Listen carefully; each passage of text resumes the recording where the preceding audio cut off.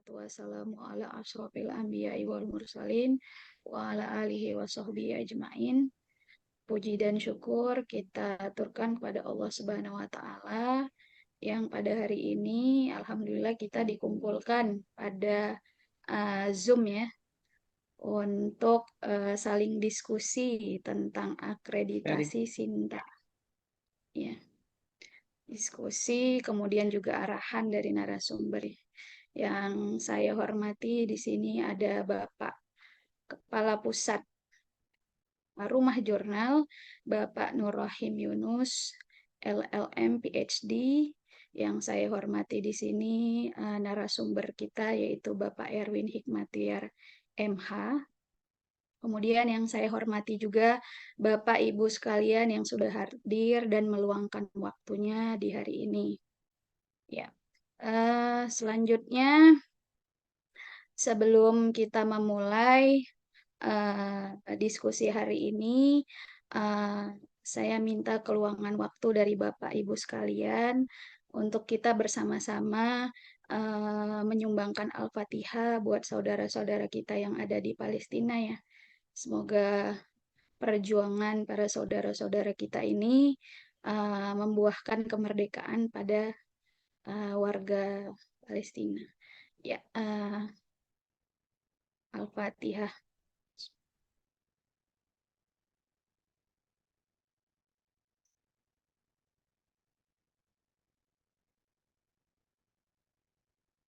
Amin. Ya, selanjutnya kata sambutan yang akan disampaikan oleh eh, pusat kepala ya Rumah Jurnal yaitu Bapak Nur Rahim Yunus, LLM PhD, kepadanya dipersilahkan. Ya, baik. Terima kasih, moderator. Assalamualaikum warahmatullahi wabarakatuh. Waalaikumsalam. Alhamdulillah wa syukrillah wa la hawla wa la quwata illa billah. Allahumma sholli ala habibina wa syafi'ina maulana Muhammad wa ala ali sayyidina Muhammad. Yang terhormat narasumber kita pada hari ini yaitu Saudara Erwin Hikmatiar SH, SSY, MH, dan juga moderator kita Diana Mutia Habibati yang pada kesempatan ini sebenarnya beliau digadang-gadang menjadi koordinator bidang akreditasinya ya, akreditasi jurnal se-UIN. Dan juga Mbak Nurleli MH yang saat ini juga hadir di sini selaku Pimret Jurnal di Prodi Siasa, tapi juga sebenarnya juga ditarget nanti untuk bertugas untuk mengurusi pembinaan dalam hal kemampuan karya tulis para dosen se-UIN Jakarta. Ya. Jadi acara kita hari ini adalah pembinaan akreditasi Sinta. Ya, suara saya kedengaran ya. Jadi pembinaan akreditasi Sinta sebenarnya judulnya to the point gitu, supaya sesuai dengan niat. Innamal a'malu binniyat kan begitu. Jadi kita niatnya kita ngurus jurnal itu supaya bisa diakreditasi. Karena sekarang itu kalau penulis itu kalau mau menulis biasa pilih-pilih jurnal gitu. Kalau tidak terakreditasi nggak mau. Ya mereka nggak mau nulis kecuali saya. Ya kalau saya apapun jurnalnya yang penting ada tulisan saya publikasikan gitu. Kalau beberapa orang karena memang terkait dengan BKD dan juga kepangkatan dan lain-lain, akhirnya mereka memilah-milih jurnal. Ya, memilah-milih jurnal untuk mempublikasikan karyanya. Nah, kalaupun kita selaku pengelola jurnal, maka kita ambil simpelnya saja, poinnya saja, maka pada dasarnya ketika kita mengelola jurnal, maka jurnal kita harus terakreditasi untuk menunjukkan bahwasannya jurnal kita bukan jurnal main-main. Nah, oleh karena itu, kita selaku pengurus di pusat rumah jurnal UIN Jakarta, kita ingin membuat agenda rutin setiap minggu, malah setiap 2 minggu sekali untuk pembinaan akreditasi Sinta. Ya, nanti kita walaupun nanti di Desember sudah akreditasi massal, kemudian nanti kita lanjut lagi bulan Januari, Februari, Maret, April, kemudian kita coba akreditasi massal lagi dan sampai dengan Juni juga. Termasuk juga kita juga punya program untuk pengajuan indeksasi ke Scopus. Nanti jurnal-jurnal yang sudah bagus dan layak kita coba bareng-bareng nanti kita kotak-atik bareng, kemudian kita ajukan submit bareng gitu. Jadi apa evaluasinya dan sebagainya. Tapi pada dasarnya semua kebaikan yang akan dicapai dari akreditasi maupun indeksasi ke Scopus itu berangkat dari usaha kita sendiri-sendiri, karena yang menjaga keberkalaan jurnal itu adalah pengelolanya. Jadi keberkalaan itu yang penting sebenarnya. Jadi keberkalaan untuk terbitnya, keberkalaan untuk konsistennya, keberkalaan untuk apa namanya substansi, kualitas substansinya itu adalah menjadi kewajiban dari pengelolanya. Sedangkan nanti untuk submit, nanti ketika ada kendala sebagainya, nah itu jadi masalah nanti di situ. Nah itu dievaluasi dan itu kemudian nanti yang akan menghukumi kita. Jadi kalau misalnya ada pertanyaan, misalnya mengajukan akreditasi misalnya, tapi jurnalnya dari mahasiswa semua misalnya, tidak ada dari luar, ya itu tidak masalah juga. Tetapi nanti akan masalah untuk pemeringkatan. Ya paling nyangkut 5, 6, ya nggak masalah. Nanti coba kita juga ajukan akreditasi untuk jurnal-jurnal prodi. Yang khususnya sudah request pembinaan itu adalah dari Fakultas Syariah ya, Fakultas Syariah dan Hukum. Nanti jurnal prodi fakultas lain pun nanti coba kita bidik nanti dan juga jurnal mahasiswa di UIN Jakarta. Nah, ini pembinaan kali ini ada sesi pertama, nanti akan dijelaskan oleh saudara Erwin, tapi nanti bersifat umum terkait dengan OJS, apa masalah OJS kita dan mengapa kemudian kita tidak layak atau tidak baik bisa dipandang oleh asesor atau reviewer di penilaian jurnal. Nah, kemudian nantinya juga akan kita fokuskan juga nanti setelah ini kurangnya apa, yang lainnya nanti kita coba sesi keduanya untuk hal apa yang perlu kita pembinaan lagi. Kalau misalnya saudara Erwin berkenan pun nanti kita lanjut lagi sesi keduanya. Nanti kita coba Mas Yazid, nanti kita coba lagi Pak Izhar. Pak Izhar nanti dia fokus di evaluasi diri dan di akhir nanti untuk Arjunannya. Ya. Nanti kita juga undang beberapa narasumber dari luar juga untuk bisa online maupun offline. Nanti kita niatnya kegiatan kita bisa dua, yaitu offline dan online. Tapi offline pun nanti kita upayakan kita pakai Zoom supaya disaksikan juga oleh teman-teman di luar UIN Jakarta untuk mengikuti kegiatan pembinaan kita dalam bentuk keberkalaan. Jadi kegiatan kita pun berkala gitu, nggak cuma jurnal. Kalau orang kan jurnal yang berkalanya. Kalau kita pembinaan pun harus berkala. Kegiatan kita itu adalah pembinaan gitu.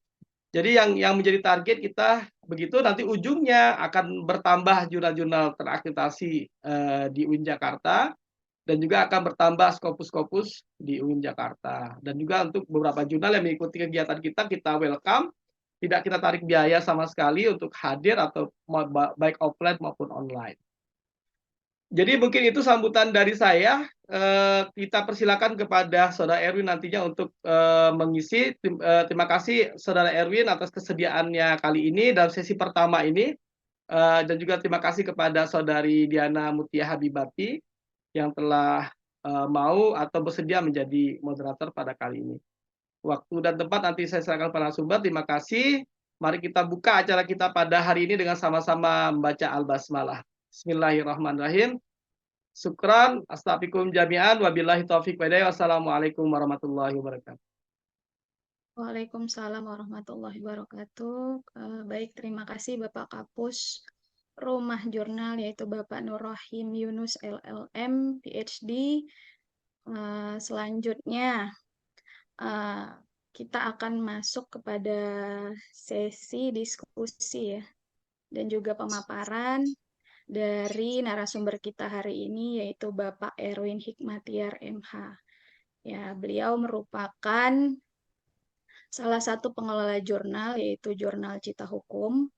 Ya, fokusnya adalah pengelolaan terhadap OJS. Selain itu, beliau juga memegang beberapa jurnal di Fakultas Syariah dan Hukum. Ya, bantu backup saya juga untuk mengelola jurnal Ahkam, kemudian juga bantu backup juga jurnal Iktisod ya, dan jurnal Prodi juga dibantu oleh Erwin Hikmatiar ini. Oke, selanjutnya untuk mempersingkat waktu, mari kita persilahkan saja Bapak Erwin Hikmatiar untuk memaparkan materinya. Silakan.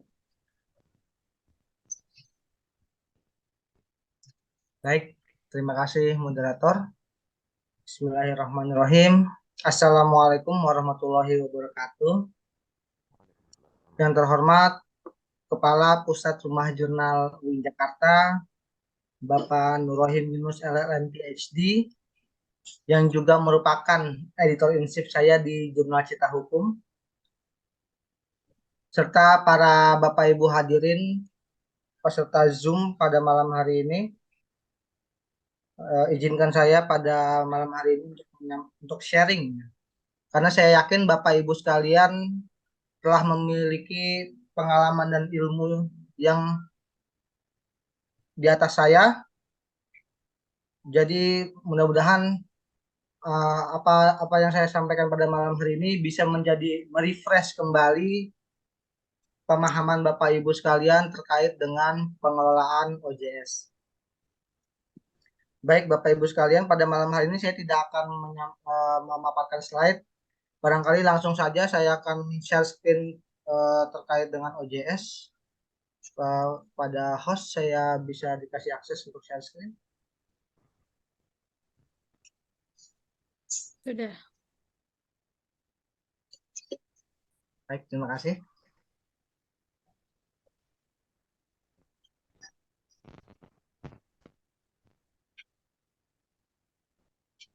Apakah sudah terlihat? Ya. Baik, Bapak Ibu sekalian, karena ini merupakan sesi pertama dari pembinaan jurnal terakreditasi, maka apa yang akan saya sampaikan pada malam hari ini adalah terkait pengelolaan dari OJS itu sendiri. Kebetulan untuk OJS yang kita gunakan di UIN Jakarta adalah OJS versi 2 ya. Nah, berikut ada tampilan dari OJS yang ada di UIN Jakarta. Kemudian mungkin sebagai intermezzo selingan bahwasanya dalam sebuah akreditasi itu penyuntingan dan manajemen jurnal menempati bobot tertinggi kedua di bawah substansi artikel. Penyuntingan dan manajemen jurnal ini meliputi alur bisnis yang kita kerjakan di OJS, karena nantinya sebagaimana yang Bapak Ibu ketahui sekalian, untuk mengajukan akreditasi jurnal kita akan menyerahkan akun editor kita kepada asesor, untuk kemudian nantinya asesor akan melihat langsung ke dalam OJS kita dan menilai secara langsung apa-apa yang kita kerjakan di OJS.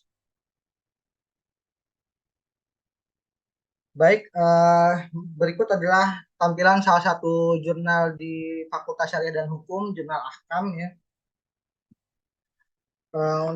Untuk OJS 2 ini tampilannya seperti ini di user home-nya. Kemudian di sini ada menu Jurnal Manager.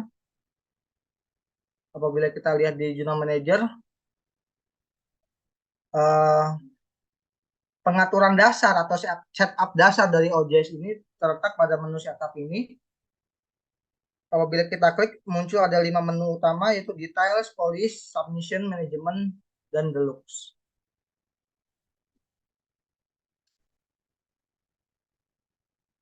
Nah, pada menu Details, apabila kita buka, terdapat menu informasi umum, yaitu jurnal title atau judul nama dari jurnal itu sendiri, kemudian jurnal inisial, jurnal abbreviation, print ISSN, online ISSN. Kemudian mailing address, kategoris.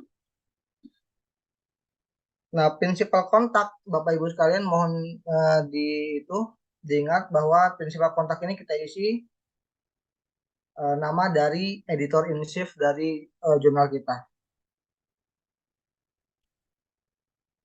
Kemudian technical support kontak adalah asisten editor dari OJS kita atau jurnal kita. Ini Ibu Diana moderator sebagai asisten support kontak.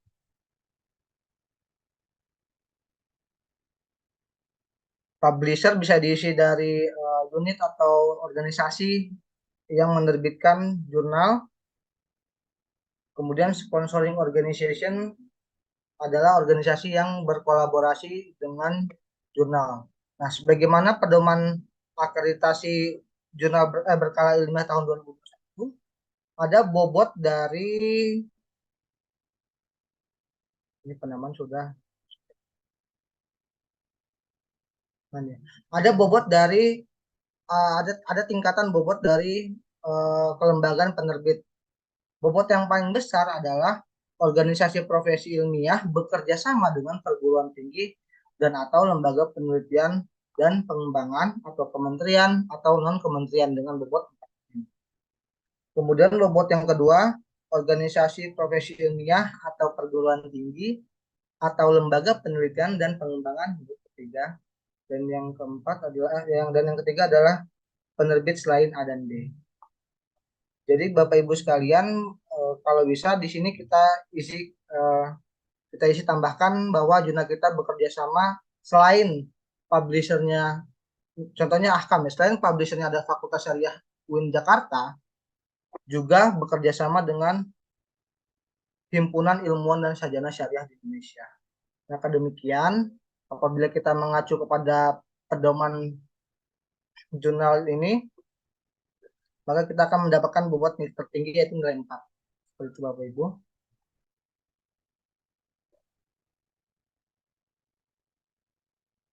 Nah, kemudian pada menu search engine indexing,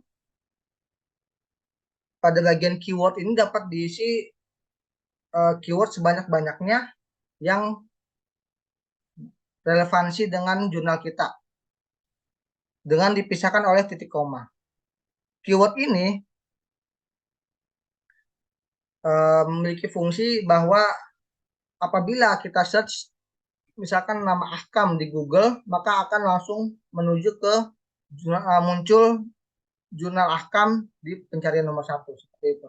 Apabila misalnya kita mengetik Islam atau Indonesia di Google, maka akan muncul jurnal kita di list paling atas di Google.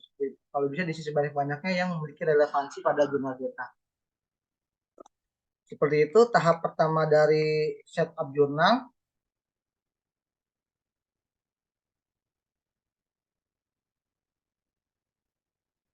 Nah, yang kemudian pada menu polish ada focus and scope jurnal. Focus and scope jurnal ini kita bisa isi fokus dan cakupan dari jurnal kita. Pada menu ini apabila kita isi nanti dia akan muncul pada about. Apabila kita isi dia muncul di about dan di sini focus and scope. Dia munculnya di sini. Seperti itu. Kemudian review polish dia otomatis dari sananya review proses, standar review proses. Kemudian ada decision, content, no, people, meeting. Pada jurnal archiving, Bapak Ibu sekalian dicek kembali apakah sudah mencentang enable logs untuk store dan distribute jurnal konten dan berpartisipasi pada logs publisher manifest page. Seperti itu yang ada pada tahap kedua. Kemudian tahap ketiga submissions. Ini otomatis dari sananya. Copyright notice. Nah, pada menu copyright notice bisa kita pilih siapa yang menjadi pemegang copyright dari artikel yang diterbitkan oleh jurnal kita. Apakah copyrightnya milik autor atau penulis atau copyrightnya milik jurnal. Pada jurnal Ahkam copyright pemegang hak ciptanya adalah penulis di CPC. Itu. Kemudian untuk lisensi URL bisa kita isi CC by SA atau CC attribute satellite 4.0.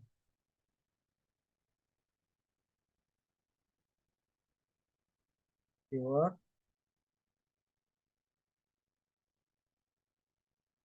Nah, untuk citation outputnya Bapak Ibu sekalian, di sini ada banyak pilihan apa MLA, ABNT, font cover, bisa disesuaikan dengan gaya penulisan Bapak Ibu, gaya pengutipan output dari jurnal Bapak Ibu sekalian. Untuk jurnal Akam itu sendiri, dia menggunakan citasi APA. Seperti itu yang ada pada tahap ketiga dari setup jurnal manajemen. Kemudian pada tahap keempat, tahap manajemen, saya rasa ini sudah biasanya otomatis terisi. Cuman yang paling penting dari tahap manajemen ini adalah format penulisan atau format volume, nomor, dan tahun. Biasanya ada beberapa jurnal yang menggunakan nomor dengan angka atau menggunakan Romawi. Di sini Bapak Ibu bisa diisi dari sini mulai edisinya dari nomor 1 apa dari nomor berapa pakai angka atau Romawi. Di sini isinya volume berapa dan tahun berapa. Kemudian berapa terbitan per tahun bisa diisi. Di sini 2 edisi per tahun dan 1 volume per tahun.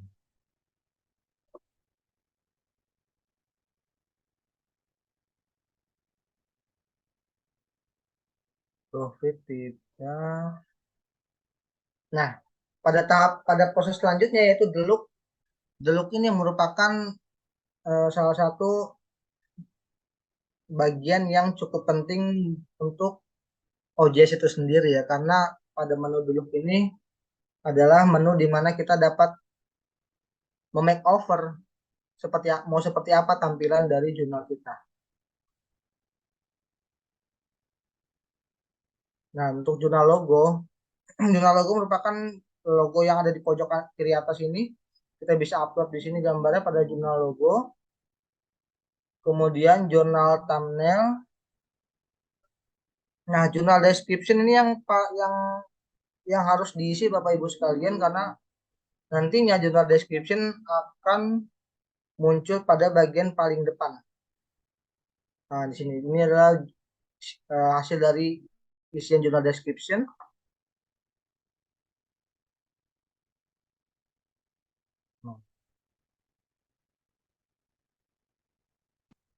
Nah, untuk jurnal layout sendiri itu untuk tema atau layout dari OJS 2 ini bisa kita ubah pada menu 5.6 jurnal layout. Jurnal temanya bisa dipilih apakah mau responsif ataukah klasik ataukah yang lain, seperti itu. Nah, untuk menu sidebar atau menu samping bisa kita atur di sini. Jadi bisa kita pindahkan sini ke kiri atau ke kanan dan ke atas. Nah, menu sidebar ini Bapak Ibu sekalian adalah nantinya muncul pada sidebar ini.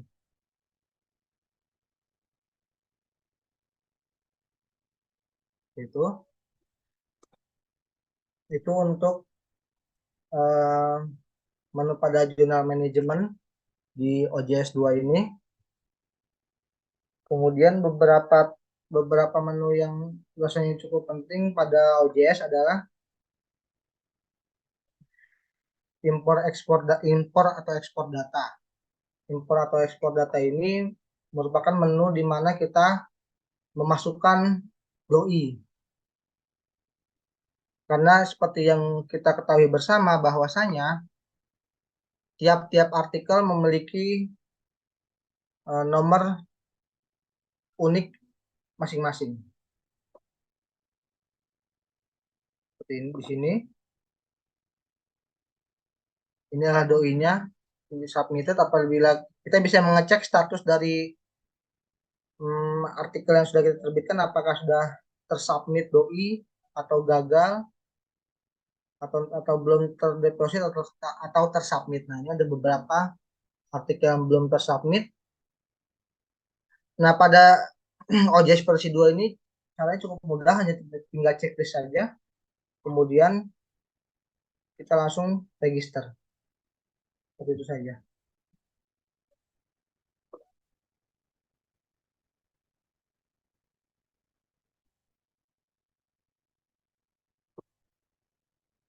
Apakah penjelasan saya terlalu cepat, Bapak Ibu?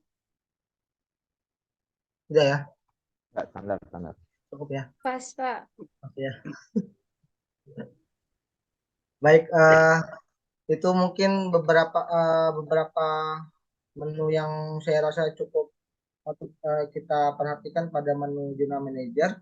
Yang lainnya hanya pendukung ya Bapak Ibu. Untuk masthead adalah untuk mengatur susunan editorial di OJS kita.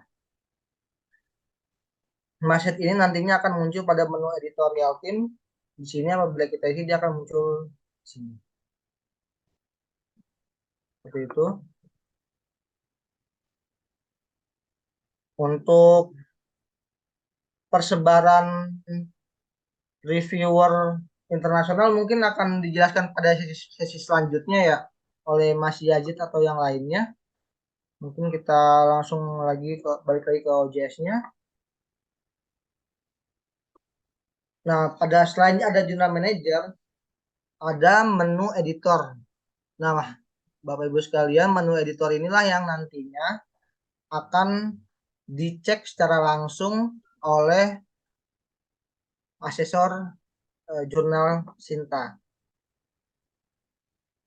Bisa dibilang menu editor ini adalah jantungnya dari OJS. Karena pada menu editor ini mencakup atau berisi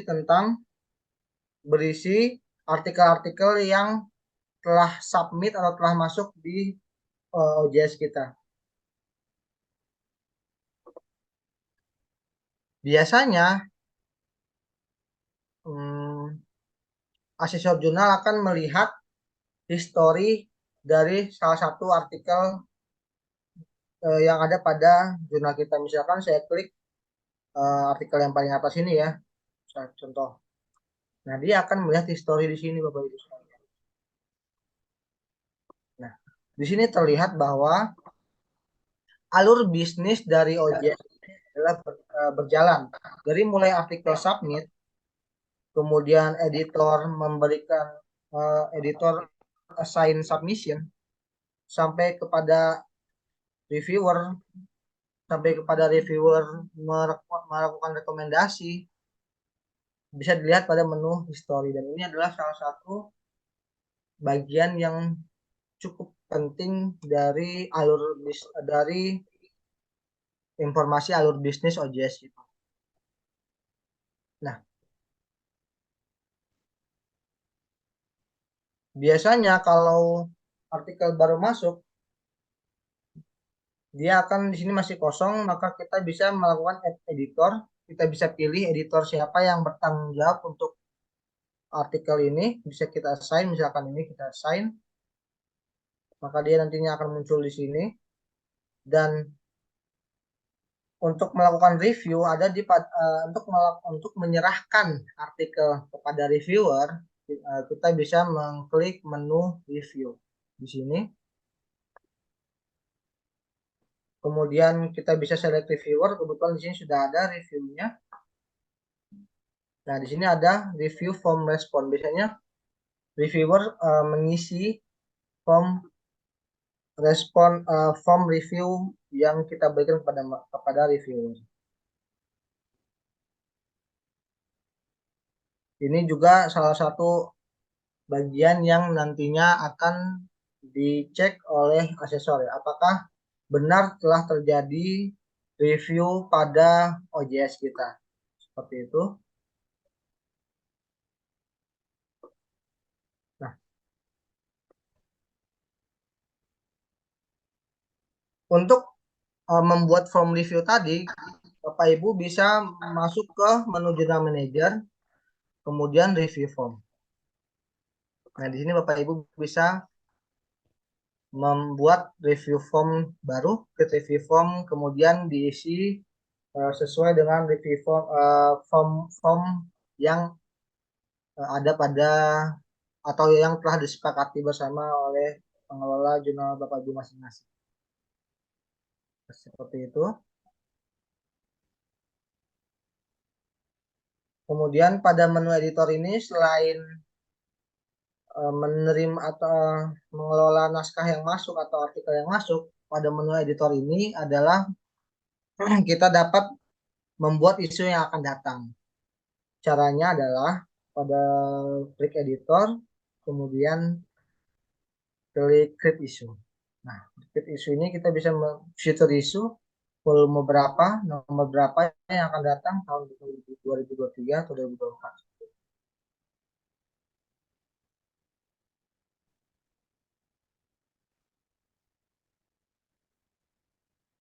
Barangkali itu saja yang dapat saya sampaikan ya terkait poin-poin penting yang ada pada OJS, khususnya OJS versi 2 ini.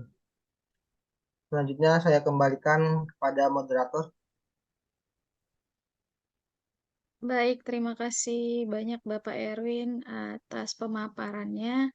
Selanjutnya mungkin kita akan masuk ke diskusi ya dari para peserta yang hadir pada malam hari ini yang mau sharing, mau diskusi terkait dengan jurnalnya. Mungkin bisa sekalian dibuka website jurnalnya juga. Jadi sini share screen-nya, siapapun bisa share screen ya. Gitu. Silakan Bapak Ibu. Saya komentar dulu. Baik. Tanggapi saya tanggapan sebelum nanti Ya, biar baik. memancing teman-teman untuk berdiskusi. Jadi yang disampaikan oleh Saudara Erwin tadi menarik ya, sebenarnya banyak hal yang menjadi PR kita. Jadi yang paling menjadi PR utama yang paling urgent dalam pengajuan akreditasi itu ternyata adalah konsisten kita atau menjaga keberkalaan. Jadi konsisten kita dalam menjaga artikel, kualitas artikel tadi sudah ditunjukkan yang gambar tadi itu apa angka-angka berapa jumlah penilaian itu penting ya sebenarnya. Maka saya screenshot itu.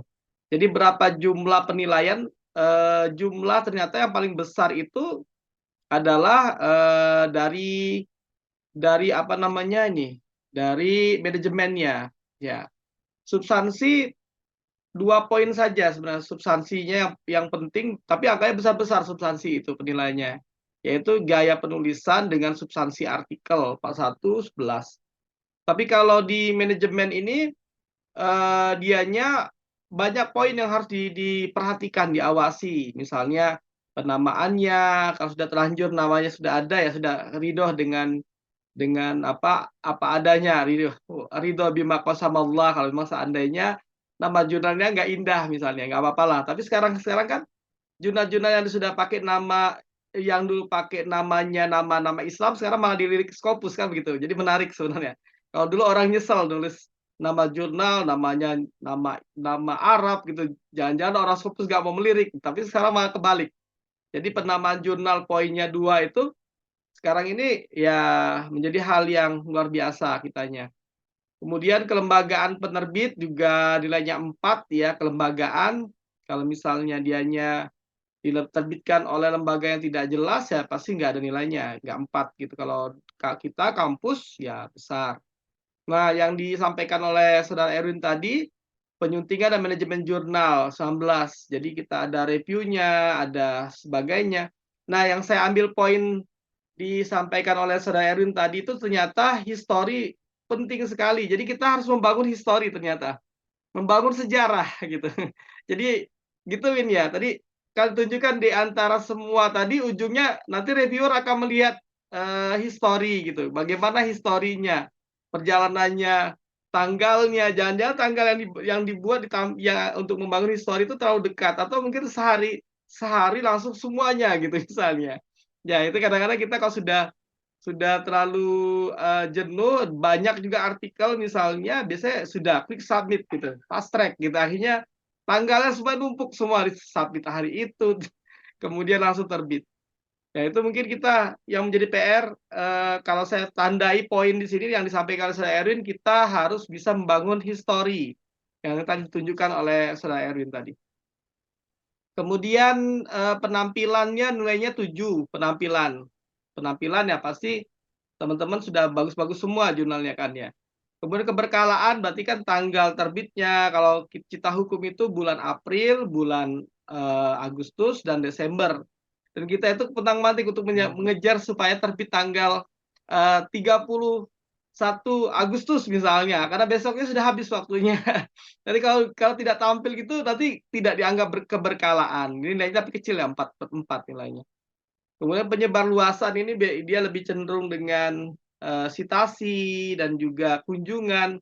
Nah, dulu pengalaman kita dengan teman-teman Cita Hukum, Erwin, Izhar, dan kawan-kawan itu kita dulu berjibaku untuk melakukan penyebaran. Tapi sekarang alhamdulillah kalau jurnal kita untuk penyebaran itu sudah masif. Jadi hampir kalau searching nama kita itu ada.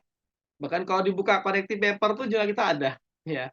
Jadi semua jurnal-jurnal hukum berbahasa Inggris, bahasa Rusia, bahasa Indonesia itu kita ada. Jadi nilainya 12. Nah, yang IPR itu ternyata memang substansi. Kalau saya sendiri selaku pimpinan jurnal juga menjaga substansi mati-matian ya Pak. Bagaimana per huruf itu diawasi, grammarnya itu. Itu yang kita awasi karena kita mengejar Scopus. Nah, bedanya nanti kalau Scopus dengan Sinta lebih enak sebenarnya kalau Scopus tidak melihat histori. Nah, kalau ini kan akreditasi pedikti ini melihat histori. Nah, ini menjadi PR teman-teman semuanya yang jurnalnya mungkin masih berbahasa Indonesia, target akreditasi Sinta baik 6, 5, 4, 3, 2, 1, maka dia harus menjaga historinya. Kalau langsung ke Scopus, ya mirip dengan yang pengalaman kita dulu benchmarking ke Ahmad Dahlan, ya itu Protole itu malah nggak peduli dengan Sinta, langsung Scopus katanya. Sekarang sudah Sinta 1 karena jurnalnya itu langsung Scopus. Ya mungkin tanggapan saya itu saja dari pemateri. Terima kasih, dapat ilmunya, insya Allah nanti kita coba terapkan dalam kehidupan penjurnalan kita. Saya kembalikan kepada moderator. Terima kasih. Baik, terima kasih banyak Nur Rohim atas tanggapannya. Selanjutnya Bapak Ibu sekalian, ada yang ingin menyampaikan masukan, keluhan, apapun ya terkait dengan jurnalnya ya. Apalagi kalau jurnal-jurnal baru ini kan biasanya dan pengelolanya juga baru. Ya, biasanya masih bingung nih bagaimana cara mengelola jurnal. Dimulai dari mana dulu sih sebenarnya jurnal ini? Atau mungkin alur jurnal itu sebenarnya seperti apa gitu. Masih ada yang kebalik-balik gitu kan. Oke, silakan Pak Mukhtar udah raise hand nih. Silakan Pak Mukhtar. Baik, terima kasih. Sebelumnya mohon maaf tidak on cam. Langsung saja ya. Assalamualaikum warahmatullahi wabarakatuh. Kenalkan saya Mukhtar dari JPA. Langsung aja Pak. Jadi JPA sendiri kan baru ya. Dan memang secara terbitan berkala sudah siap lah untuk maju akreditasi. Cuma ada beberapa masalah ataupun beberapa hal yang mungkin perlu diperbaiki terlebih dahulu. Yang pertama, terkait yang pernah saya sampaikan di grup ya, terkait sistem plugin yang tidak bisa diklik gitu ya, sehingga ketika saya mau otak-atik bagian sisi jurnal gitu ya, termasuk gambar-gambar yang mau saya masukkan itu jadi tidak bisa. Itu pertama kendala yang dihadapi. Mungkin ini semua juga ya, semua jurnal yang ada di UIN. Nah, yang kedua, jurnal history di bagian bawah untuk jurnal di JPA itu tidak bisa diubah, maksudnya ketika sudah ditulis itu ya, sejarah ataupun perjalanan jurnalis seperti apa, namun ketika mau mengupdate itu tidak bisa berubah gitu di jurnal di bagian bawah itu, di bagian jurnalnya. Nah itu juga menjadi pertanyaan begitu. Yang ketiga terkait statistik views dan download artikel ya. Memang kalau saya lihat tadi Akam kan memang tidak ada juga ya, tapi saya melihat di jurnal-jurnal lain tuh ada begitu, sehingga terlihat berapa banyak orang yang membaca abstrak, termasuk yang mendownload artikel di jurnal kita itu. Itu juga kalau saya pelajari di Google gitu ya, informasinya itu yang memperbaiki harus di cPanel-nya gitu, dan itu mungkin harus dipandai ya. Saya sudah pernah konsultasi udah lama tapi ya belum ada solusi begitu.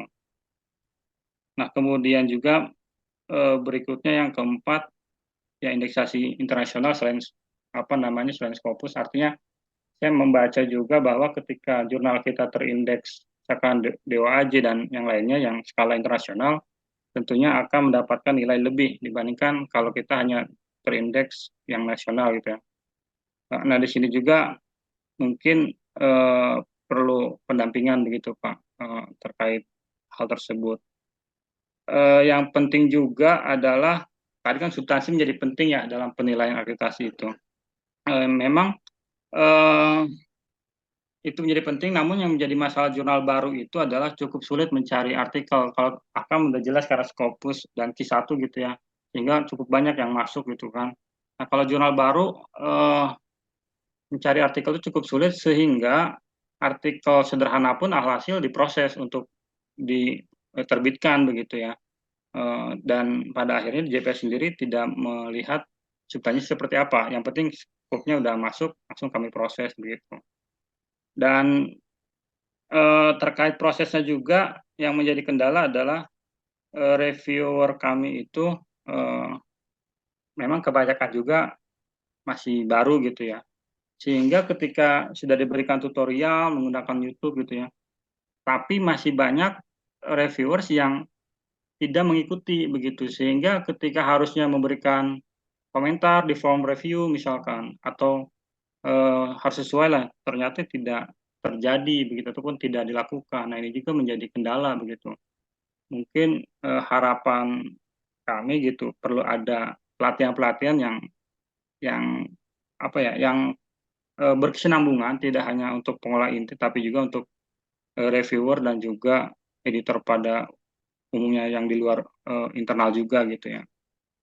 Beberapa kali juga sebetulnya JP sudah melakukan pelatihan mandiri, tapi itu tadi terkendala hal yang memang intinya perlu ada pendampingan lebih lah. Nah, mungkin yang terakhir apa ya istilahnya tuh saran atau apa ya ini Mas, yang jelas JPA ini kan masih bahasa Indonesia gitu Pak, artikelnya gitu ya. Harapannya ada tidak skema ataupun seperti apa kerjasama dengan PBB, Pusat Bahasa gitu ya, untuk misalkan mengalihbahasakan gitu kan. Paling tidak kan kalau dengan Pusat Bahasa itu mereka sudah memang ahlinya di situ kan, sehingga ketika kami kami ada naskah dalam bahasa Indonesia, kemudian kami mengirimkan ke Pusat Bahasa sehingga di sana diproses untuk mengalihbahasakan. Nah, kira-kira ada tidak kemungkinan dari Rumah Jurnal untuk bisa bekerja sama dengan Pusat Bahasa sehingga kami yang berbahasa Indonesia bisa langsung ke Pusat Bahasa tadi untuk mengalihbahasakan. Saya kira itu dari saya, mohon tanggapannya. Terima kasih. Baik, terima kasih Pak Muhtar. Mungkin bisa langsung dijawab oleh Pak Erwin. Silakan Pak. Saya rasa itu kewenangan Kepala Pusat Rumah Jurnal. Silakan Pak. Iya Pak. Iya. Silakan. Baik, saya tanggapi ya. Tapi nanti ada yang berkaitan dengan materi, Saudara Erwin menanggapi. Ini yang berkaitan dengan Rumah Jurnal di UIN aja. Jadi tadi pertanyaan Pak Mukhtar sebenarnya kita sudah diskusikan di grup jurnal UIN ya. Jadi tapi sudah saya tagih sebenarnya Pusip Panda untuk memperbaiki. Jadi ada beberapa hal yang tidak bisa diklik gitu sampai sekarang. Tapi sudah saya tagih kapan direalisasi perbaikannya. Ya, bahkan sudah saya minta juga untuk memiliki kewenangan dalam pengaturan penampilan jurnal keseluruhan supaya bagus gitu tampilan di jurnal UIN Jakarta. Jadi tidak berantakan, ada besar, ada kecil. Tapi kalau misalnya memang belum bisa juga kita punya kewenangan, nanti kita akan hubungi para pengelolanya untuk kemudian kita rapikan covernya supaya kelihatan indah oleh teman-teman di luar. Ya.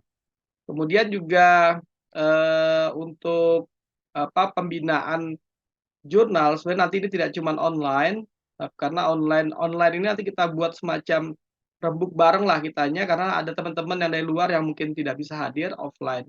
Nanti kita akan adakan juga offline, duduk bareng. Nah, itu waktunya tidak terhingga nanti. Jadi bisa dari dari pagi sampai sore nanti itu ngutak-ngatik jurnalnya JPA aja misalnya. Nanti kita bareng-bareng. Yang lain tinggal menyaksikan dan kemudian nanti kitanya bisa berbagi kesusahan nantinya gitu. Bagian kesusahan apa yang bisa diatasi apa. Inginnya nanti rumah eksperpus itu kita di situ nanti ruangannya, labnya.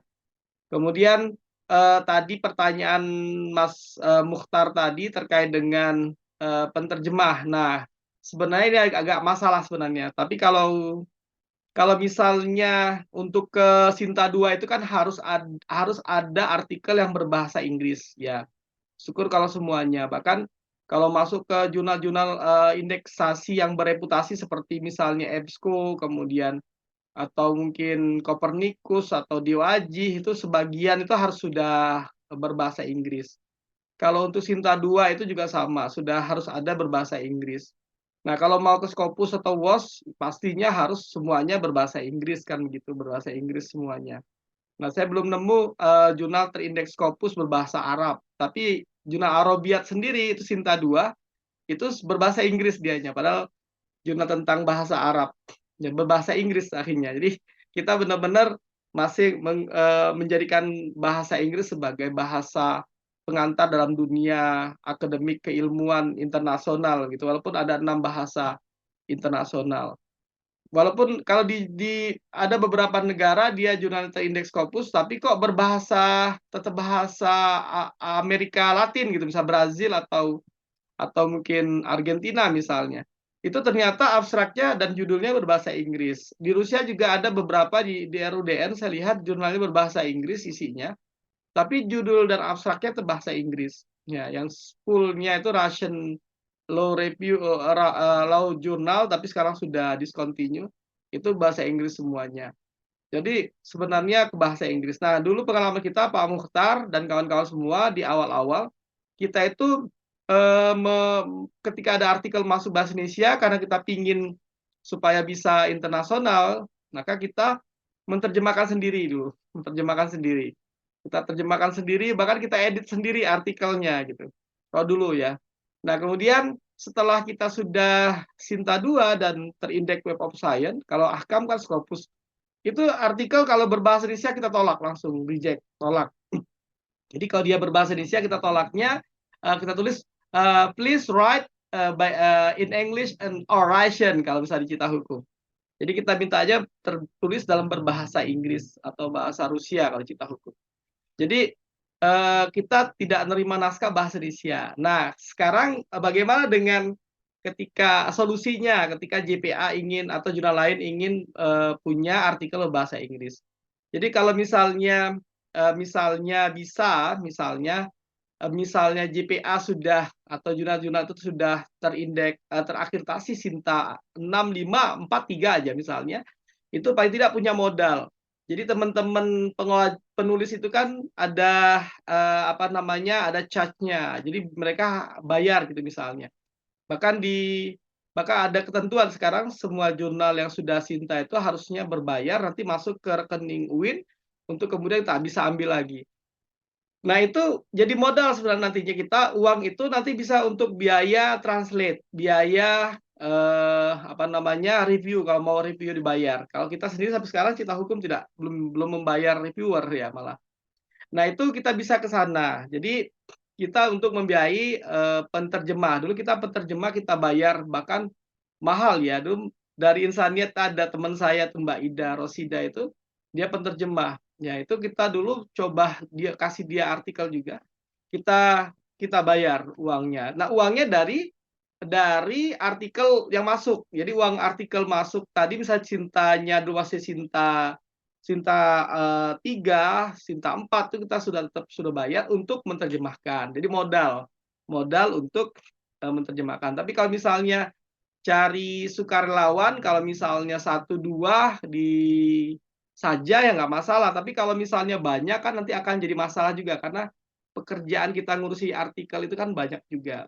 Ya mungkin nanti bisa begitu Mas Mukhtar untuk penterjemahan. Kalau ke pusat bahasa saja misalnya memang kerjaannya ngurusi bahasa saja PBB itu, Pusat Bahasa dan Budaya, itu juga pas sampai sekarang kan tidak menerima gitu artikel-artikel untuk dengan sukarela kita kasihkan, minta tolong terjemahkan, mereka juga belum ada yang mau kan, belum ada. Walaupun mungkin kalaupun ada yang mau karena temennya atau karena memang ada kaitannya dengan prodinya kan gitu, atau jurnal yang dia kelola.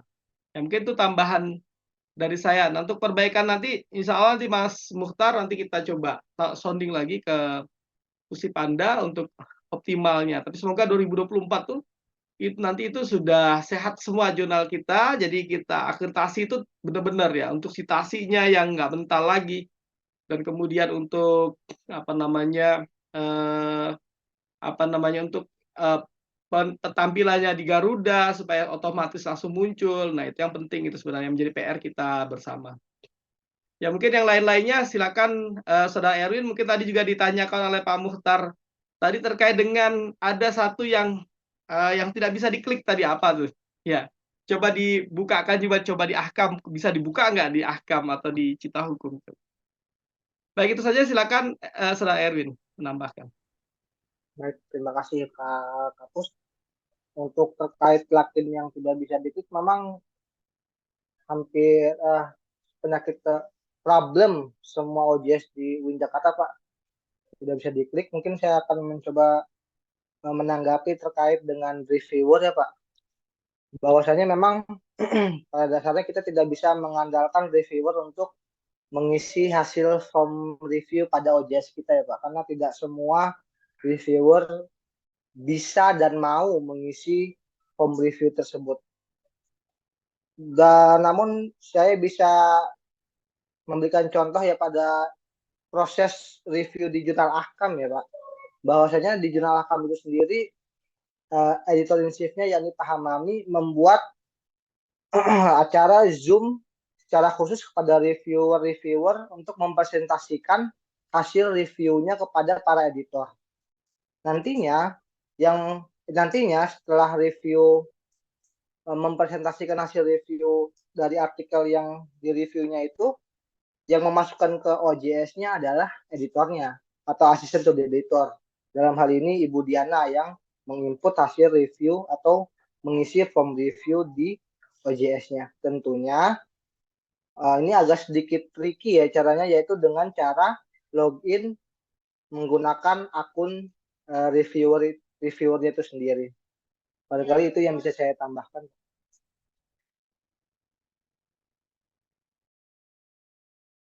Iya, baik, terima kasih Pak Erwin. Sedikit tambahan dari saya, ya benar ya, seperti yang disampaikan oleh Pak Erwin tadi, bahwa kalau di jurnal Akam itu kan reviewernya itu memang rata-rata dosennya ini ya, dosen terbang gitu loh. Yang mereka udah pada guru besar, prof-prof semua, yang nggak mungkin kita atur gini Pak Muhtar, ya. Nggak mungkin kita atur juga karena mereka kan jadwalnya sudah padat, mereka sudah meluangkan waktu untuk mereview jurnal kita saja udah berterima kasih banget gitu ya, gitu. Jadi ya biasanya saya kasih dua opsi gitu, apakah mau langsung menuliskan komentar di badan artikel atau melalui form atau kedua-duanya gitu kalau mereka sempat gitu ya. Nah, jadi kalau misalnya kita mereka memilih untuk menulis di badan artikel ya nggak masalah karena itu juga diperbolehkan di Scopus gitu ya. Bahkan terlihat langsung itu komentar-komentarnya seperti apa. Jadi kalau misalnya di form juga boleh, tapi kan ya lebih kaku ya karena kita harus ada panduan artikelnya, terus melihat lagi komentar di form gitu kan. Kemudian melihat lagi artikelnya begitu. Sebenarnya lebih enak di badan artikel. Tapi ya itu memang nggak diatur secara rigid sih ya untuk apakah harus menulis di form atau di badan artikel, nggak seperti itu. Terserah kepada reviewernya saja. Ya karena kita juga mau memberi kenyamanan kepada reviewer itu, karena mereka itu kan juga sibuk gitu ya. Gitu kira-kira Pak. Kemudian selanjutnya untuk ini ya, untuk penerjemah ya artikel. Nah, kalau di Ahkam itu sendiri penerjemahan artikel itu saya pernah mendengar salah satu asesor Sinta mengatakan bahwa jangan sampai penerjemahan artikel itu berasal dari jurnalnya karena itu bukan tanggung jawab jurnal gitu loh. Statement menyediakan penerjemah itu jangan sampai dari jurnalnya. Karena apa? Tugas kita hanya mengelola jurnal gitu loh. Apalagi kita dari awal sudah ini ya, sudah menetapkan bahwa jurnal itu harus berbahasa Inggris gitu. Berarti yang namanya kalau bahasa Indonesia ya otomatis di-reject gitu kan, karena tidak berbahasa Inggris. Nah, cara mengakalinya bagaimana? Nah, cara mengakalinya gini, jangan sampai di email itu ada statement ya, email kita kan korespondensi itu kan nanti sebagai bukti ya bahwa artikel tersebut itu berjalan gitu ya, dan juga itu bisa sebagai bukti untuk kenaikan pangkat ya. Nah, korespondensi itu kan penting. Jangan sampai di korespondensi itu ada catatan bahwa kita mengarahkan penulis menerjemahkan gitu kan, menggunakan penerjemah gitu. Jadi caranya bagaimana? Ya minta aja kontak dari penulis itu ya, melalui WhatsApp gitu kan, mengarahkan kemana misalnya lembaga penerjemah mana. Nah, untuk sekarang ini di Ahkam kita kerjasamanya sama LSA. LSE ya, punyanya dari Bu Umi, beliau itu kaprodi dari pendidikan bahasa Inggris ya. Dia punya lembaga dengan teman-teman yang sudah terakreditasi. Nanti mungkin kalau Pak Muhtar mau nomornya, nanti saya akan kirimkan gitu ya Pak Muhtar ya. Ada lembaganya gitu di Ahkam tuh seperti itu sistemnya Pak Muhtar. Oke, selanjutnya mungkin ada Bapak Ibu lagi yang ingin konsultasi terkait jurnalnya. Musa mungkin ada Pak Musa? Atau Ya, Butati Zera? Ya, curhat iya Pak Musa, boleh silakan. ya. Ini kan Iya. jurnal Muqarrar itu baru ya, otomatis seperti yang disampaikan Pak Mohon Muqtar maaf Pak, tadi. suaranya kurang terdengar jelas. Kurang jelas. Tepatnya curhat. Karena jurnal Muqarrar itu masih baru, sama seperti kata Pak Muqtar tadi, itu peminatnya masih kurang, apalagi belum ada akreditasi. Nah, Prodi itu punya siasat untuk mensupport mahasiswa yang sudah selesai ujian skripsi untuk diekstrak skripsinya menjadi jurnal. Tapi kendalanya lagi itu ketika diminta mereka untuk submit sesuai dengan submit di jurnal gitu, pakai emailnya sendiri sesuai dengan alur yang ada gitu. Itu apa ya? Ya nggak masuk gitu, entah mereka yang nggak mau masukin, entah terlalu ribet gitu mungkin. Ya, tapi tadi saya punya dapat ide sih, seperti kata Pak Erwin tadi, kita sebagai editor yang masuk tapi pakai akun dia gitu. Apakah itu efektif? Apakah untuk mahasiswa juga perlu mau bertindak seperti itu? Kira-kira, atau ada trik lainnya gitu mungkin. Terima kasih. Baik, terima kasih Pak Musa. Silakan, monggo Pak Erwin ditanggapi. Baik, terima kasih Musa, Pak Ustadz Musa. Baik, memang terkait dengan ketersediaan artikel itu menjadi sebuah tantangan yang cukup besar ya bagi jurnal yang baru ya. Memang dulu pas awal-awal jurnal Cipta Hukum masih benar-benar belum terakreditasi ya Ustadz Rohim ya. Kita menggunakan atau mengekstrak dari tugas akhir mahasiswa yang kita percantik dan juga kita submit menggunakan akun, kita membuat akun lalu kita submit dengan akun tersebut, khusus dengan akun tersebut. Hal ini kita lakukan untuk menjaga agar alur bisnis dari OJS itu tetap berjalan. Jangan sampai nantinya di historinya tercantum bahwa yang mensubmitnya adalah editornya. Seperti itu Mas Musa. Barangkali Ustadz Rohim mau menambah.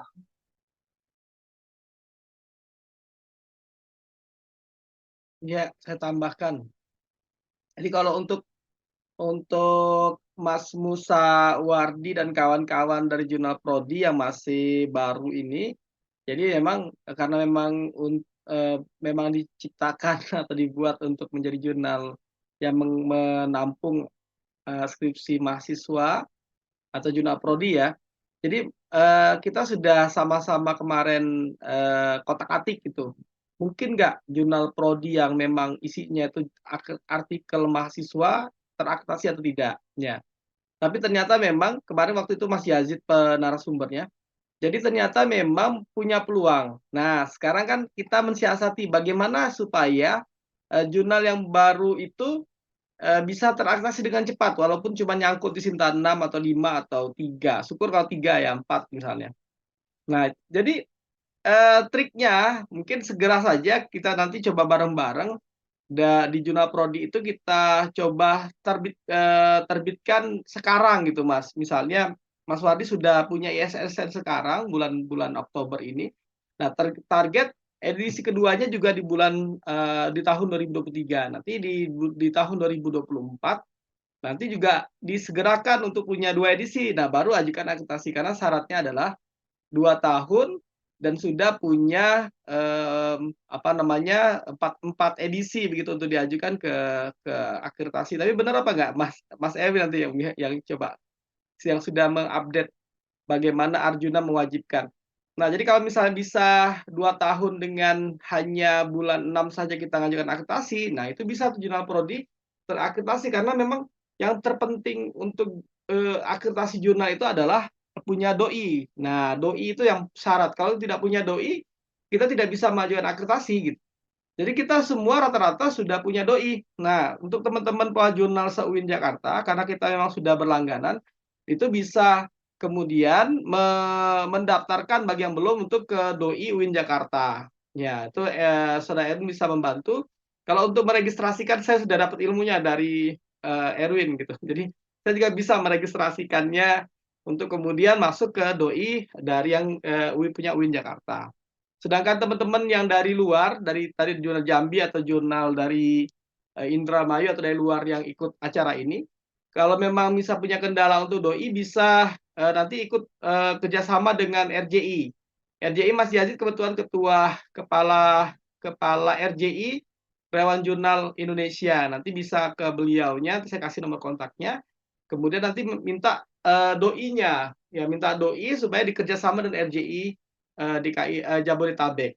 Ya, tuh kalau UIN Jakarta kita tidak bisa ngasih nomor doi itu karena itu punya UIN gitu. Kita juga yang bayar dari uang negara. Ya mungkin itu tambahan saya. Nanti Mas Musa semangat, nanti kita coba kotak-atik bareng-bareng. Yang penting punya kesemangatan. Mbak Leli juga semangat nih untuk jurnal prodinya juga. Jadi bisa nanti tahun depan kita akreditasi. Yap. Ya itu mungkin. Ya. Terkait doi tadi, kemarin itu kan waktu pelatihan sama Mas Erwin kemarin itu kan diajarin secara membuat doi. Itu sudah saya praktekkan untuk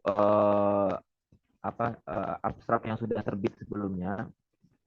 Ada beberapa artikel sebelumnya itu sudah saya coba. Terus doi-nya udah muncul, tapi pas diklik itu no count gitu nggak ketemu. Itu kendalanya di mana?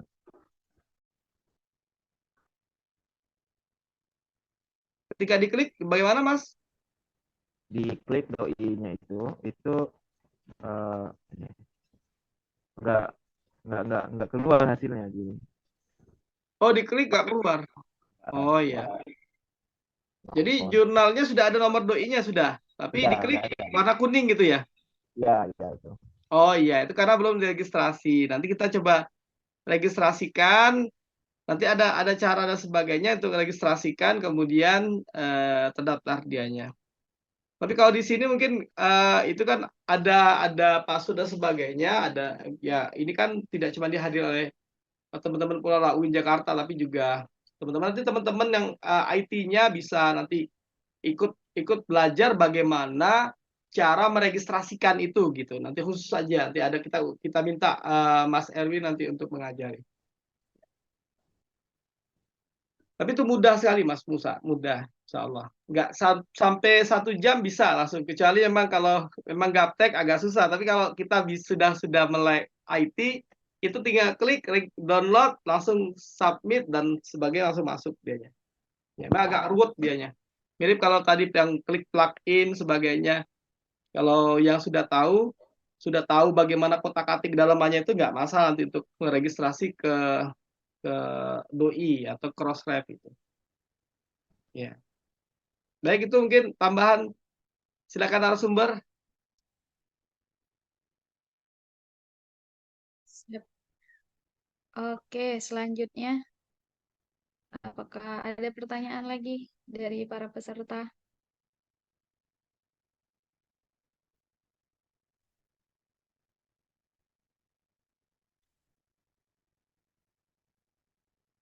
Ini di sini nggak hanya dari jurnal yang mau daftar akreditasi ya, ada juga dari jurnal yang Sinta 2, Sinta 3 yang sudah hadir.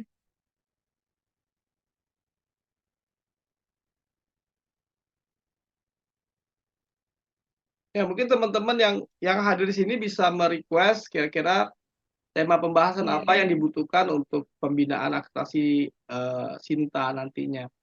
Jadi nanti mungkin yang lebih spesifik nanti apa, atau mungkin langsung kita bisa offline kalaupun memang butuh pembinaan spesifik, misalnya tadi bisa Mbak Tati Jera bisa mau akreditasi di jurnalnya lagi, walaupun sudah Sinta 3 mau kedua misalnya. Jurnal ini juga jurnal di Kopertais juga ini saya sedang bantu juga untuk akreditasi. Nanti bisa bareng-bareng nanti kitanya untuk coba apa yang kurang dan sebagainya, tapi khusus di jurnalnya aja kotak-atik. Kalau misalnya tampil ini kan umum, pembinaan umum, tapi kalau misalnya ada request dari teman-teman yang perlu disampaikan untuk berikutnya, nanti kita bisa siapkan narsumnya dan waktunya juga. Kalau mungkin Erwin mungkin terlalu tambah lagi materi mungkin terlalu malam juga, kasihan. Ya, misalnya apa, misalnya khusus misalnya nantinya. Ya. Untuk yang ekstrak tadi Mas Musa nanti mungkin kita coba nanti bareng-bareng. Kalau nggak bisa offline nanti online. Nanti untuk ekstrak mengubah skripsi menjadi artikel dan dengan aturan dan ketentuan yang berlaku bagaimana seharusnya substansi artikel itu menulis ya. Bisa menulis abstrak itu bisa pelatihannya bisa 1 kali pertemuan begini untuk nulis abstrak aja misalnya atau pendahuluan aja. Pendahuluan itu harus ada latar belakang, ada tujuan, ada gap-nya, ada urgensinya, ada kemudian novelty-nya yang disampaikan dalam pendahuluan itu, dan kemudian nanti baru metodenya. Kalau di Ahkam karena dia tidak menggunakan ibrat secara tertulis langsung, tapi substansinya adalah ibrat, berarti metodenya masuk ke dalam latar belakang kalau di Ahkam gitu. Jadi tetap dianya adalah menggunakan imrat sebenarnya. Imratnya, teman tidak langsung ditampilkan metode itu B metode misalnya, metode penelitian, sedangkan C result and discussion misalnya. Tapi langsung isinya adalah pendahuluan itu isinya adalah tentang latar belakang, kemudian urgensi, ada novelty-nya, ada gap-nya, ada kemudian ada metodenya kalau di Ahkam gitu. Kemudian langsung masuk kepada pembahasannya apa gitu. Ya, bukan Ahkam ya, di Samara misalnya. Kalau Ahkam dia punya sendiri sama. Sekarang Ahkam jujur kayak Cita Hukum. Pendahuluan, metode penelitian, kemudian ada analisis dan sebagainya. Analisis, result and discussion-nya. Begitu, finding and discussion kalau bahasa Indonesia, bahasa Inggrisnya juga. Atau kalau di Imrat berarti result and discussion, EMRAD gitu. Ya mungkin itu, silakan kalau ada yang menanggapi, kita dibuat santai karena ini adalah sharing. Nanti teman Mas Erwin juga akan menanggapi terkait dengan OJS tadi. Ya, ini hari ini lebih kepada OJS sebenarnya. Ya, silakan, saya kembalikan kepada narasumber. Ya, atau Bapak Ibu ada yang mau share OJS-nya langsung menyampaikan kendalanya yang mana, di mana gitu. Waktu diklik nggak bisa atau bagaimana gitu ya. Bisa share screen. Biar kita lihat bersama-sama nih, kita bedah bersama-sama kendalanya di mana gitu. Selain kendala yang memang ini tadi ya yang nggak bisa karena di Pusti Banda ketahan ya. Gitu.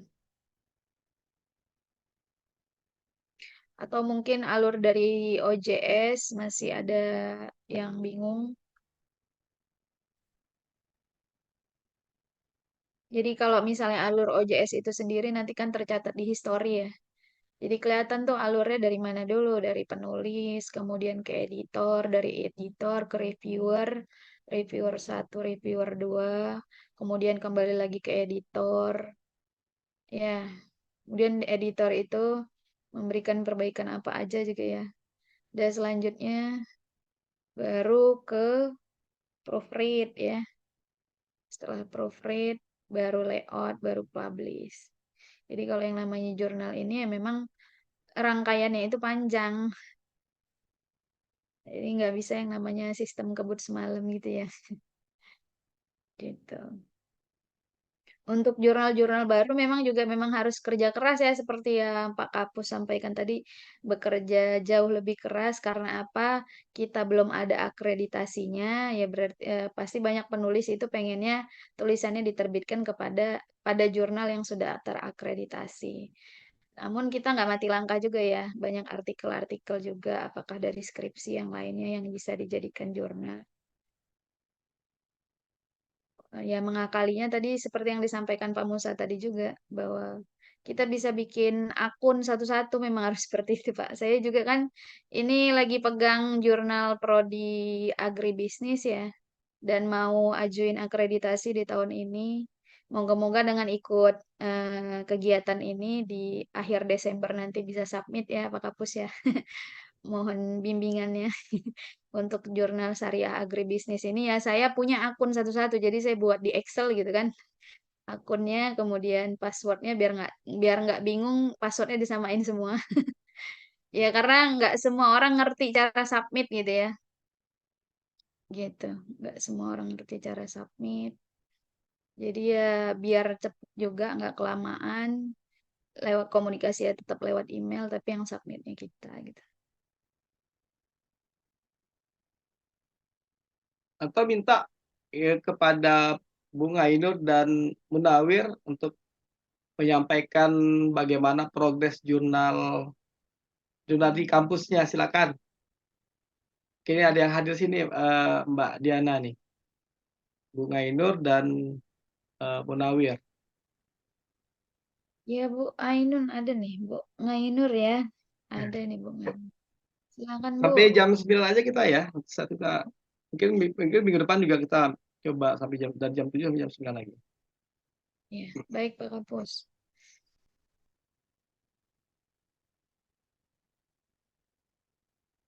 Atau Bapak Ibu yang lain.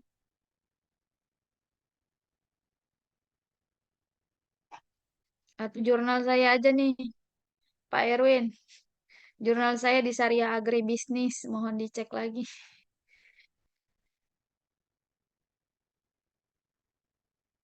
Syariah Agribisnis Jurnal, Pak. Tolong dong diliatin.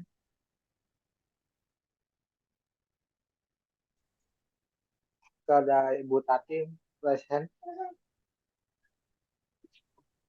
Oke, silahkan Bu Tati. Ya, terima kasih Bu Diana. Ini saya dari Alvizia. Ini sekarang sedang mengajukan akreditasi dari Sinta 4, targetnya sih Sinta 2. Nah, kemarin udah coba dihitung-hitung gitu, lebih sedikit banget dari batas nilainya. Nah, cuma kami pengen ini kembali, memeriksa kembali borang akreditasinya itu bisa di-share nggak ya? Poin penilaiannya gitu. Tadi kan dibilang bahwa nilai manajemen itu lebih besar dibanding nilai substansi. Gitu. Nah, ini borangnya poin-poinnya itu apa saja dan berapa skor masing-masing poin. Itu ada nggak? Tadi ada sih di Bapak Narsum. Silakan Pak Erwin tadi. Mungkin bisa di-share juga Pakai Pak akun di... ini bisa pakai akun yang Cita Hukum atau jurnal apa namanya akunnya Erwin kemarin ya, Arjuna. Saya coba cek Arjuna dulu ya. Ya, masih ingat ya? Atau yang tadi juga boleh, yang tadi share tadi. Yang poin-poin tadi apa saja substansi. Tapi yang pasnya sebenarnya ini yang ditanyakan oleh Mbak Tati ini lebih kepada penilaian Arjuna evaluasi diri itu ya. Kita sudah pernah juga sebenarnya ada. Coba tapi nanti itu pingin juga kita adakan khusus untuk pembinaan akta Sinta tapi lebih kepada evaluasi diri ini pembahasannya. Tapi kalau untuk penilaian secara umum silakan mungkin Mas Erwin tadi yang disampaikan tadi bisa disampaikan lagi kepada Mbak Tati.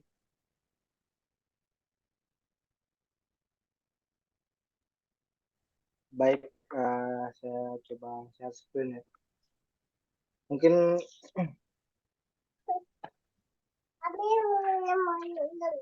ya ya. Iya.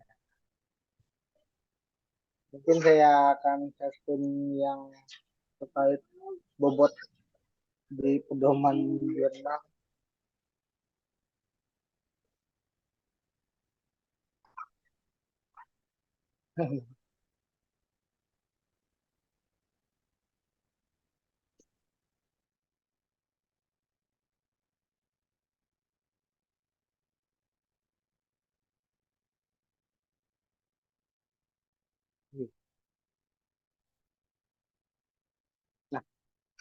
Nah, secara keseluruhan untuk pembobotan dari akreditasi berkala ilmiah ini adalah seperti ini ya Bapak Ibu sekalian, yakni penamaan jurnal dengan bobot 2 poin, pengembangan penerbit 4 poin, penyuntingan dan manajemen maksimal 19 poin, dan lain-lain.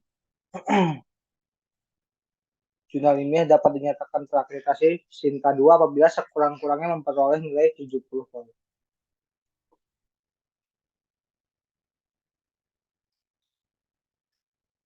Mungkin kalau kita breakdown lagi dari poin-poin tersebut, di sini yang poin pertama adalah terkait dengan penamaan ya. Untuk penamaan nilainya kita tidak terlalu besar ya. Untuk jurnal yang memiliki penamaan yang spesifik nilainya 2 poin.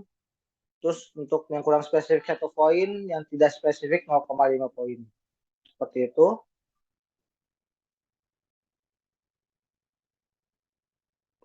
Kemudian untuk kelembagaan penerbit seperti yang saya sampaikan tadi, untuk yang bekerja organisasi profesi atau bekerja sama dengan perguruan tinggi 4 poin, organisasi profesi ilmiah 3 poin, penerbit dan 1 poin.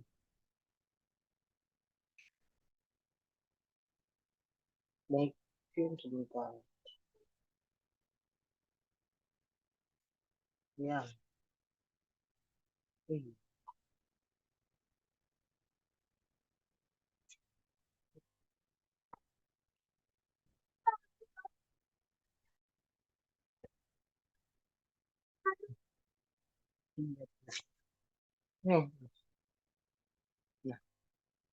Nah, untuk keterlibatan mitra bestari ini poinnya cukup besar ya.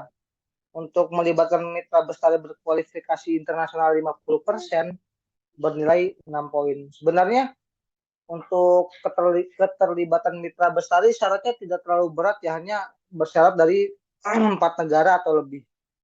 Nah, mungkin sekedar masukan dari pengalaman kami ya, untuk mendapatkan mitra bestari,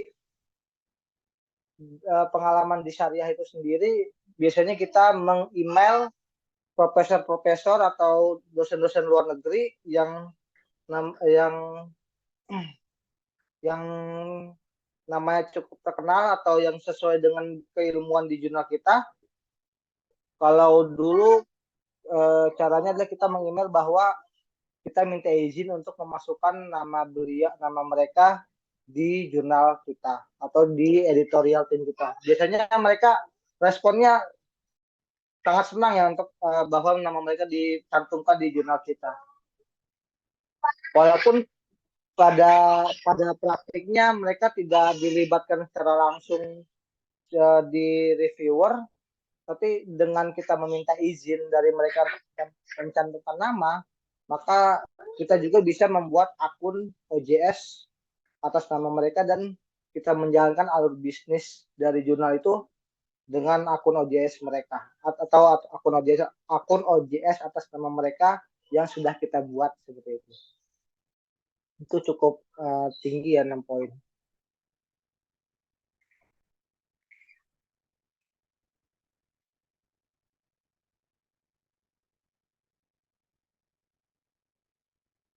kualifikasi dan penyenting atau editor juga sama ya, berasal dari 4 negara atau lebih, dan caranya juga sama, yaitu dengan meng-email orang luar negeri dan meminta kesediaan mereka atau meminta izin kepada mereka bahwa kita mencatut nama mereka di jurnal kita. Sama antara editor dan reviewer caranya sama, karena nilainya cukup besar, 6 dan 5 poin, jadi kami rasa bisa membantu mendongkrak nilai akreditasi jurnal kita. Apakah saya harus menjelaskan semua gimana Pak Ron? Atau Ya, untuk cukupnya aja nggak apa-apa. Iya Pak. Singkat aja nggak apa-apa. Karena untuk materi selanjutnya kan Pak, ini yang sesi selanjutnya. Iya.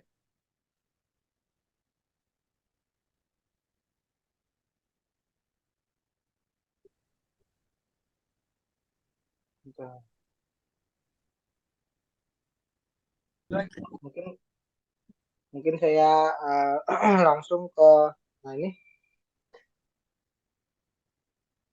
Substansi. substansi. Nah, pada substansi ini sebenarnya poinnya paling besar ya di antara keseluruhan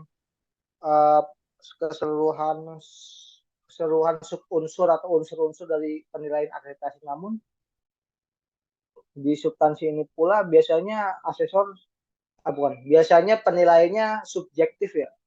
Kadang apa yang kita nilai bahwa artikel ini adalah sesuai 100% dengan fokus dan skop jurnal, namun bagi asesor tidak 100% sesuai dengan fokus dan skop jurnal. Ini juga agak-agak tricky ya. Mungkin untuk sesi selanjutnya yang narasumber sebagai asesor bisa menjelaskan bagaimana tips dan triknya supaya dinilai substansi ini bisa maksimal. Seperti itu.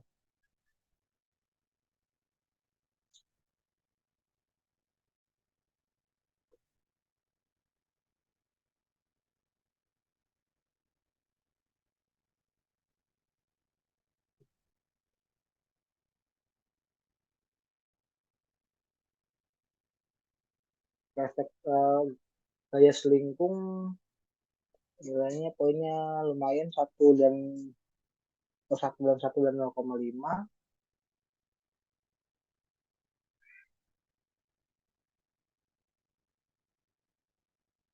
Penampilan poinnya 1,5, 2. Nah, keberkalaan ini mungkin yang terkait dengan keberkalaan ya, yang ada kaitannya dengan OJS, yaitu adalah keberkalaan. Jadwal penerbitan, walaupun ini kan di breakdown lagi ya, jadi poinnya pecah. Jadwal penerbitan yang poin pertama 80%, lebih dari 80% terbitan sesuai dengan periode yang ditentukan. Nah, dari mana asesor bisa melihat atau menilai bahwa sesuai dengan periode yang ditentukan? Itu dari OJS kita. Bisa dilihat kalau asesor biasanya melihatnya dari menu editor, kemudian di back issue. Back issue ini adalah menu untuk melihat terbitan isu yang sudah terbit, edisi yang sudah terbit. Nah, ini kan edisi sebelum sudah terbit, misalkan kita buka akun. Kemudian di isu data, di sini ada statusnya publish 16 Juni 2023. Nah, ini nantinya di publish ini disesuaikan dengan tanggal pada histori masing-masing artikel. Apakah benar artikel yang terbit di edisi nomor 1 ini pada bulan Juni 2023, dilihat lagi di history.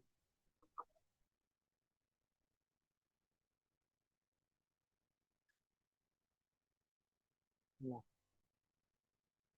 ternyata untuk di jurnal Ahkam sendiri, editor decision submit atau keputusan dari editor sudah dari bulan Mei 2023. Jadi bisa dikatakan sesuai atau tidak melewati dari tanggal atau bulan Juni 2023. Yang ke atas ini adalah kan update metadata saja. Seperti itu barangkali yang bisa saya sampaikan, mungkin Pak Kapus bisa menambahkan. Silakan saya kembalikan ke moderator.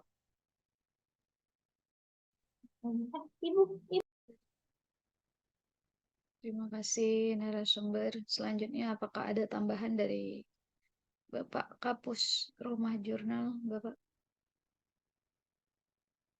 Ya, mungkin cukup, tapi mungkin untuk pembahasan kepada evaluasi diri, nanti kita coba buat satu sesi sendiri. Jadi nanti detail untuk pembahasannya, dan bahkan kita coba bongkar satu jurnal untuk kemudian berapa nilai yang bisa didapatkan dari jurnal. Jadi kita coba nanti jadikan kelinci percobaan jurnal Satreh nanti untuk dicoba kita nilai nanti berapa nilainya dan bisa diatasi berapa Sinta berapa kira-kira gitu.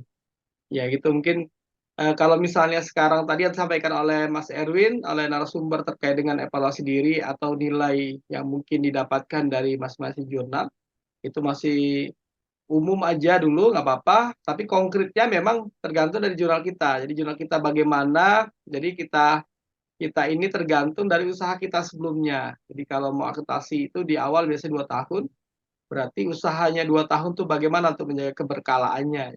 Jadi Bima Kasabat ID NAS-nya itu di situ. Diukur dari keberkalaannya.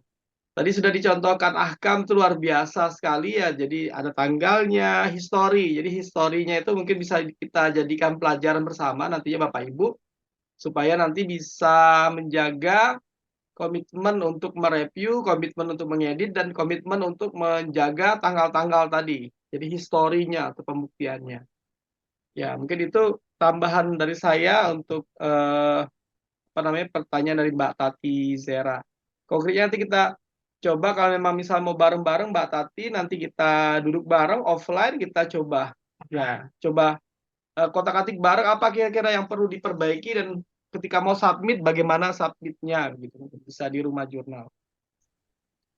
Baik, itu saya kembalikan ke moderator. Jam 9 kita cukup ya, sampai jam 9 saja karena banyak beberapa orang juga yang mau istirahat jam 9. Silakan ke moderator. Baik, terima kasih Bapak Kapus, Bapak Nurrohim Yunus yang sudah memberikan penutup juga sekalian ya. Nah ya Bapak Ibu sekalian, ya untuk pertemuan berikutnya berarti kita ini apa ya membedah Statreh ya sebagai contoh. Kemudian Bapak Ibu juga dapat memperbaiki jurnalnya sesuai dengan tadi bentuk evaluasi diri ya yang di-share oleh Erwin. Mungkin Bapak Erwin juga bisa share di chat ya untuk melihat evaluasi diri itu di mana gitu Pak. Mungkin Bapak Ibu juga bisa belajar dari situ untuk memperbaiki jurnalnya masing-masing ya sebelum masuk ke pertemuan berikutnya nih. Jadi kalau misalnya udah pertemuan berikutnya, semoga Bapak Ibu sudah menyesuaikan dengan form evaluasi yang tadi ya bentuk nilai-nilainya sudah ada begitu kan ya Bapak Ibu ya. Oke, baik. Terima kasih kita cukupkan diskusi pada malam hari ini. Kita sudah mengkaji jurnal secara bersama-sama ya. Sampai jumpa di pertemuan berikutnya. Semoga kita diberi kesehatan selalu ya. Akhirul kalam. Wassalamualaikum warahmatullahi wabarakatuh. Waalaikumsalam warahmatullahi Waalaikumsalam warahmatullahi wabarakatuh. Kita tutup Zoom-nya ya. Ya, terima kasih Pak. Terima kasih. Sama-sama Mbak Tati. Terima kasih yang semuanya teman-teman yang hadir pada sesi pertama ini. Sampai bertemu lagi di sesi berikutnya. Kita tutup Zoom-nya. Izin menutup.